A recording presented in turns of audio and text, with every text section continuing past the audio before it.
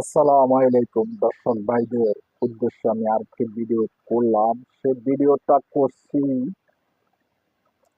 কতটুক সত্য কতটুক মিথ্যা তা জানি না।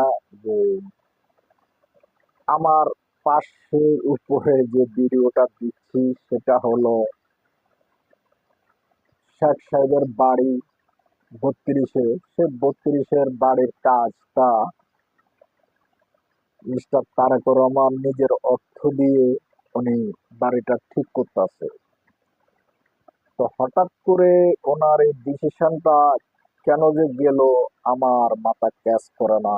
কারণ উনি নিজের অর্থায়ন দিয়ে, মানে যেটা আমি সংবাদে, আমি ওনার বয়সটা আপনাদেরকে শুনেন। বর্তমানে দ্রুত গতিতে চলছে নির্মাণ কার্যক্রম। তারেক রহমানের নিজস্ব অর্থায়নে চলছে এই কাজ এবং মার্চের মধ্যেই শেষ হবে কাজ, এমন আশাবাদী। শুনলেন সে ভিডিওটার। তো দ্বিতীয়ত হলো, আমার কাছে একটা হাসি লাগতেছে। আর এটা হলো রাজনীতির বিশাল একটা পলিটিক্স। পলিটিক্সটা জানাটাও আমাদের সাধারণ পাবলিকের বড় দায়। কারণ এই বাড়িটা ভাঙছে ছাত্র ভাইরা। এই ছাত্র ভাইরা ভাঙছে, যারা মব জাস্টিস, আরো বাংলাদেশের ভাইরা আরো দুজন আছে, তাদেরকে আপনারা চিনেন।